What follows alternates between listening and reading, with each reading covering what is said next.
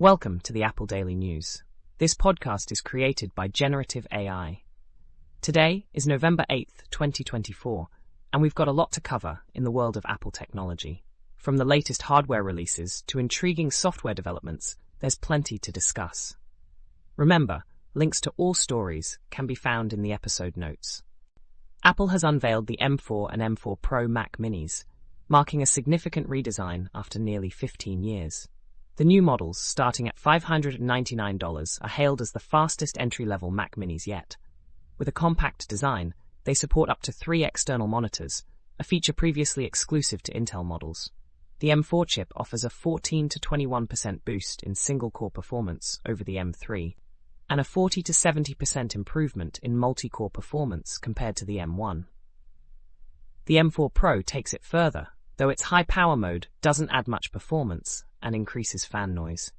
Despite the removal of USB-A ports and costly storage upgrades, these Mac Minis are praised for their performance and design, making them ideal for both beginners and professionals. The new MacBook Pro, powered by the M4 Max chip, is a powerhouse for video editors.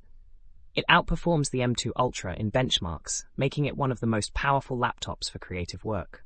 With a 16-core CPU, 40-core GPU, and 128 GB of unified memory, this model is priced at $5,149. It features Thunderbolt 5 ports and a nano-texture display, perfect for outdoor use. Battery life is impressive, lasting up to 24 hours for video streaming. The M4 Max excels in Adobe applications, though a bug in Lightroom Classic affects CPU utilization. Overall, it's a top choice for video editors needing high performance on the go. Apple is in talks with Foxconn and Lenovo to develop AI servers using Apple Silicon processors. This move aims to bolster Apple's generative AI capabilities, particularly for Apple Intelligence services. The servers will be made in Taiwan, reducing reliance on China and leveraging Foxconn's AI server expertise. Apple's focus is on AI inference rather than large-scale model training, which means less need for advanced cooling. The scale of production will be smaller than NVIDIA's, posing challenges in securing manufacturing commitments. Apple is also exploring partnerships with Lenovo to diversify production outside China, enhancing its AI infrastructure. A recent article highlights inaccuracies in Apple's documentation of early Macintosh systems before System 7's release in 1991. It points out errors in Apple's knowledge base, particularly in version history and labeling. The first official Macintosh system software was version 5.0 in 1987. The article provides a detailed overview of early Macintosh hardware and software, serving as a resource for enthusiasts and historians. It emphasizes the importance of accurate historical documentation and offers links to emulators for further exploration. A repair YouTuber, iBoff, has developed upgradable SSD storage modules for Apple Silicon MacBooks. This addresses the issue of soldered SSDs since 2016, making upgrades nearly impossible. iBoff's solution allows users to upgrade storage without microsoldering, enhancing repairability and customization.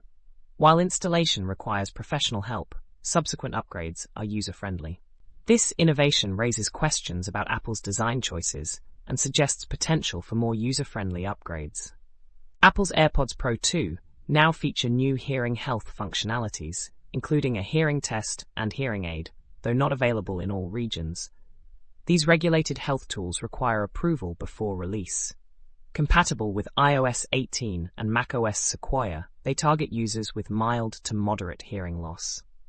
The hearing protection feature is limited to Canada and the US. Users should check regional availability for these features, which aim to enhance the auditory experience for those with hearing challenges. Apple has introduced PKL, a new configuration language blending the simplicity of YAML with programming capabilities.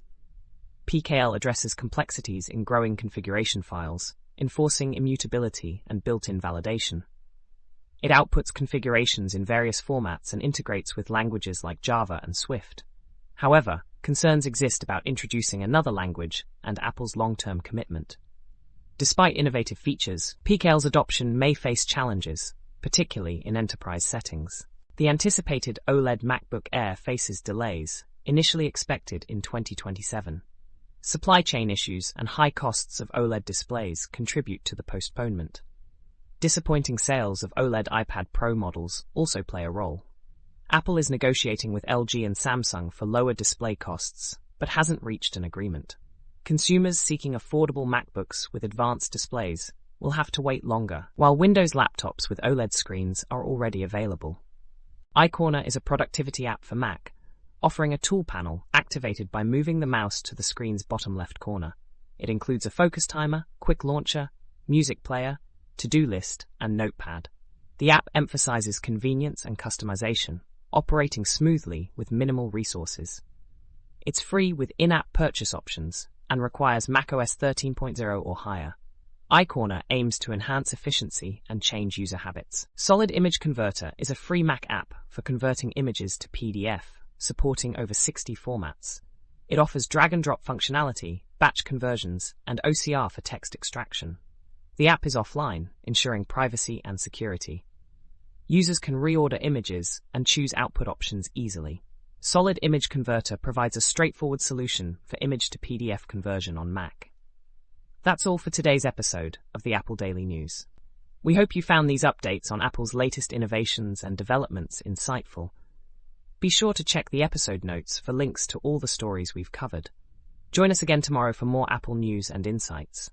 Until then, stay informed and stay connected.